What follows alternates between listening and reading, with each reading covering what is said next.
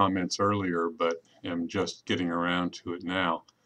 I thought that was from time to time I might add some comments to the readings or discussions. Obviously, there's things happening in our field in real time, and an occasional research paper or article pops up that's worth mentioning, plus this makes it a little more personal. Your reading in our textbook is moving into some areas that may be difficult for some of you, or at least different from what you're used to in your readings in psychology classes. Chapter 2 delves into some economics and even consumer behavior theory and research. And next week, Chapter 3 deals with neurochemistry. So that may be new, or maybe so old from undergraduate work you've forgotten it. Anyway, use the discussion board for questions you may have about material that is not real clear to you. I just read an interesting article about research done with teenage twins related to the concept of delayed discounting that you read about in Chapter 2. In this research, they offered either $7 now or $10 later to each of sets of teenage twins. And then 2 years later, they repeated the research with the same kids.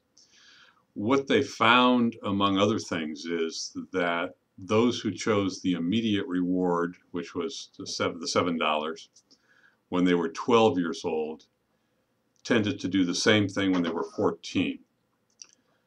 Also, the teens tended to make the same choice as one another. In other words, the twin brothers or twin sisters made the same choice at 12 and at 14. So this allowed the researchers to look at genetic and environmental factors. Between 12 and 14, the behavior seemed not to change. So what do we know about their environment? What proportion of their decision is rooted in the genetic factors? Most importantly, they found that those who had opted for immediate reward at 12 years old, the $7, were more likely than the others to have engaged in high-risk behavior, such as using marijuana. So the ones who opted to wait for the greater reward of $10 were less likely in the intervening 2 years to have used marijuana or engaged in other high-risk behaviors. So again, the issue of judgment comes into the picture, and we're going to look at how much of that is due to genetics as opposed to environment. We've talked a lot in the discussion, you've seen in the reading, that this is a complex matter.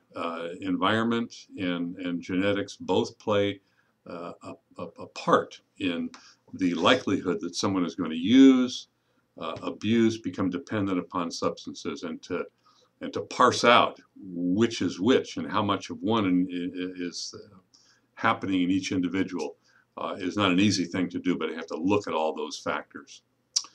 Okay, so enough of me for now, and I'll talk to you soon.